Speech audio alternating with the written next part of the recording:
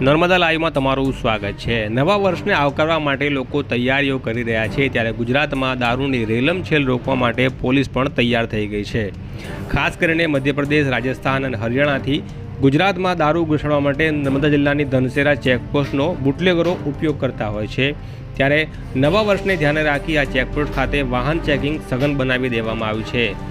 નર્મદા જિલ્લો મહારાષ્ટ્રની બોર્ડરને અડીને આવેલો છે, ત્યારે હાલ 31 ડિસેમ્બરની ઉજવણી માટે મહારાષ્ટ્રથી ગુજરાતમાં દારૂ કે અન્ય કેફી પદાર્થ જિલ્લામાં ના ઘૂસે તે માટે જિલ્લા પોલીસ વડાની સૂચનાથી પોલીસ સઘન ચેકિંગ કરી રહી છે। જ્યારે આ મામલે જિલ્લાના નાયબ પોલીસ અધિક્ષક દ્વારા મીડિયાને માહિતગાર કરવામાં આવ્યા છે। શું કહી રહ્યા છે જુઓ આ વિડીયોમાં। દારૂની હેરાફેરી થાય છે અને નશા કરીને લોકો બહાર નીકળે છે, એના લઈને શું પોલીસની તૈયારી છે?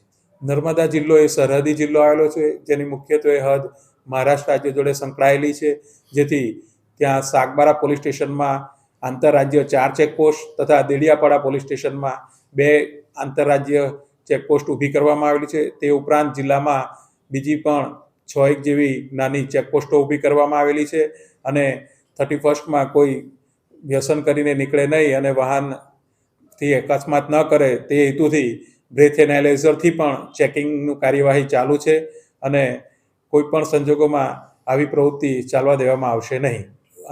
આંતરરાજ્ય ચેકપોસ્ટ હોય જેથી અમે વધારે SRPની માગણી કરેલી છે, જે અનુસંધાને 2 પ્લાટૂન જેમાં કુલ 6 સેક્શનો આવેલા છે તે હાલ 24 કલાક ચેકપોસ્ટ પર નોકરી ચાલુ છે અને સઘન ચેકિંગ ચાલુ છે। તેની સાથે પોલીસ પણ મૂકવામાં આવેલી છે। પ્રજાને એ જ સંદેશો આપવા માંગીએ છીએ કે આપ સારી રીતે પોતપોતાના તહેવાર ઉજવો અને આવી વ્યસન જેવા પડો નહીં, એવી સર્વે નાગરિકોને અપીલ છે।